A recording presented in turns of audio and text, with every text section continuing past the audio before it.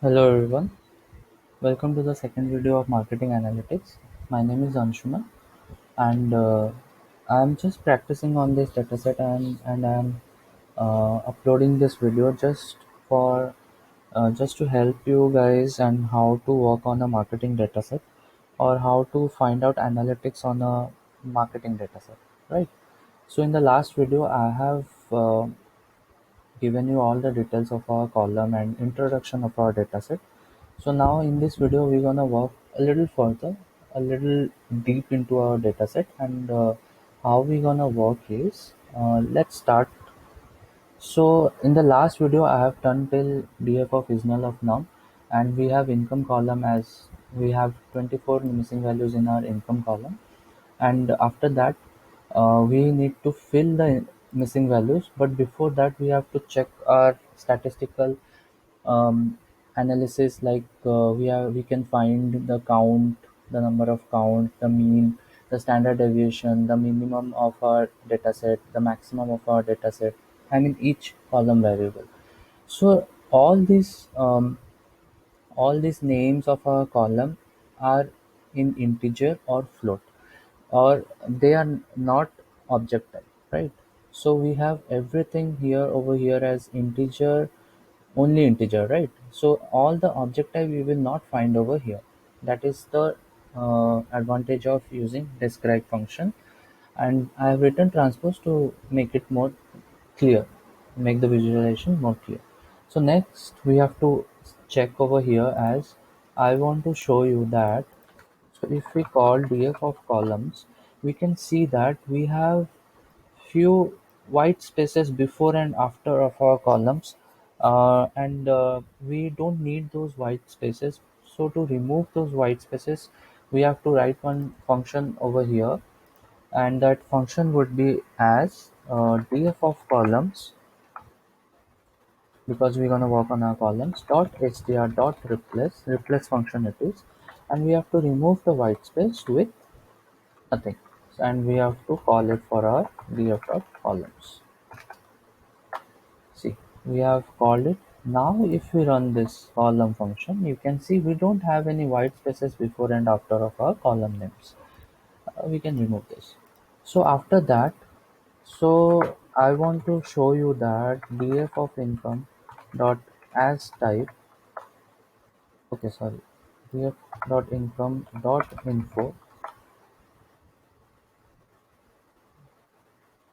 Okay, sorry. So after this, what we can see is df.info, and we can see that we have the income tab over income column over here as object data type, but we can't work on an object data type. We have to convert our object data type into either numerical or categorical variable, sorry, either numerical variable. So what we need to do is we have to change the object data type to float data type, right? So what is that function called? How we gonna change it as? So we're gonna write df.income.str dot replace, because we wanna oh, okay, sorry, one more thing to add over here is, so if we check our data set now, we have few extra like letter or variable over here in our income column, which is the dollar and the comma thing, but we don't need that. We can't work on a data set with extra variables or something like that.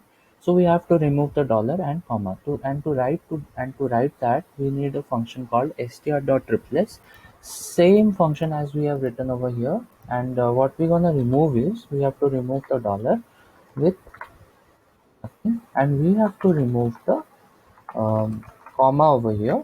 How gonna remove our comma with nothing, but we also need to change our income dataset to object, right? Sorry, income dataset to float. So what we're gonna do is we're gonna write dot as type as float. See, and we can store it in our income column, right? And if we call our income column as, see, we have already removed our dollar and comma, and now it is a float data type. It's written over here, right? And what we're gonna do over now is we're gonna check other variables, we're gonna check other variables where we can work on. Like for example, we have a variable called dt customer. It is in object, but we always remember that dt can't be in object, right? So we have to change the dt, that is the date of a customer joining our company or joining the company, to a date time format. And how we're gonna do that? We're gonna what we're gonna do is we're gonna change the thing using timestamp function. And using the timestamp function, we're gonna change our date type, like the dt customer data type. So how we're gonna do is dt customer, and we're gonna convert it to pandas data frame function, sorry, date time function. And how we're gonna do is df of dt customer, right? So if you convert it, see, we have already done that. And to check that, we can write print of df of dt customer dot d types. D types is a function we can check, see, date time, right? So that is how it is.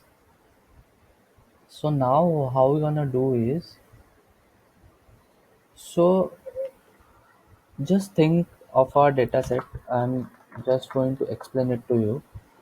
So we can convert our like this date customer into number of the year column, the month column, and the date column. We can do that, right?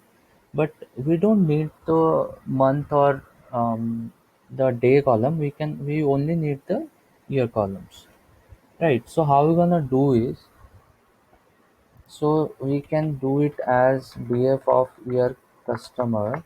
So this is our new variable added to our data set. And we're gonna call our pandas date time index function. Pandas date time index we always get if you press tab, and df of, so customer dt customer, and we're gonna pass it as year. See, so now if we call df.head, you're gonna see there is a column added over here as year customer. Similarly, you can add for month and you can add for day as well. So, but remember, before converting it to different year customer, we have to convert our DT customer as into a timestamp converter, like data type, right? Timestamp. I have given over here to date time. So after that, what we can see over here is we have a column called kid home plus teen home. So kid home or teen home are our children of the customer. So we can term it as dependents, and we can add both the kid home and teen home together. And what we're gonna do is df of dependents, and we can call it to df of kid home and plus df of teen home. So if we run now the df of head, we can see we have dependents over here. And just remember, wherever there is one, there is either a kid or a teen. Wherever there is two, there are both, right? So that is our main thing. Now we can see as, so we can check for the total purchases. So how are you gonna check for the total purchases over the columns? So wherever there is purchases, this columns, wherever there is purchases and purchases, we're gonna add it, and we're gonna save it into a new variable. Right, wherever the column name is purchase, we're gonna add the value and we're gonna save it into a new variable. How we gonna do it as? So we're gonna call it as total purchases, and what we're gonna do is as total purchases is equal to df of Um, okay, so we're gonna say store it into a new column called purchases column, where we're gonna store all the values of the columns called purchases. And how we're gonna do is that purchases underscore calls equal to, we're gonna call it using the index function, like list index function, and we're gonna go for it as call in df of columns, right? So call is a variable, and it will call from call in df dot columns, where so if we have purchases in the name, purchases in column, right? So then we can store it into a df of total purchases, and we're gonna call it to df of purchases column, the purchases underscore calls, and we're gonna sum it with our axis is equal to 1, because we're gonna call from our sum axis equal to 1. If you give 0, it will take axis as 0, and it will also call the columns, but we're gonna give it as axis as 1. So if you run it, as you can see, we so we have a total purchases column as 15, 18, 11, 4. So what we have done over here is we have added all the num deals purchases and all the purchases columns, and we're gonna store it into a new variable called total purchases. Right. So the next thing is, so after that we can see the same thing for the accepted campaign. And how we're gonna do is we're gonna see as total campaigns accepted. How we're gonna do is we're gonna same call a campaign underscore calls is equal to call for call in df of columns if cmp in call, right? But we also need the term called response. So we also need the term as response. So it will add it to it.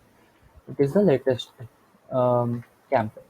So if we see as total campaign is equal to df of, we're gonna call as campaign underscore calls, and we're gonna sum it to axis is equal to 1.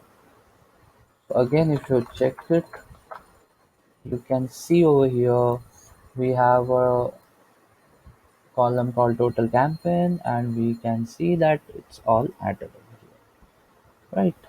So if it is 2, you can see the customer has clicked on campaign number 2 and the last campaign called response, right?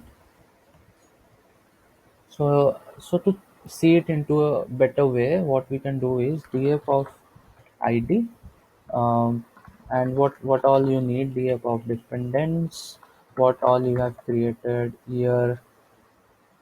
So if you have created year customer, you can write it over here, year customers.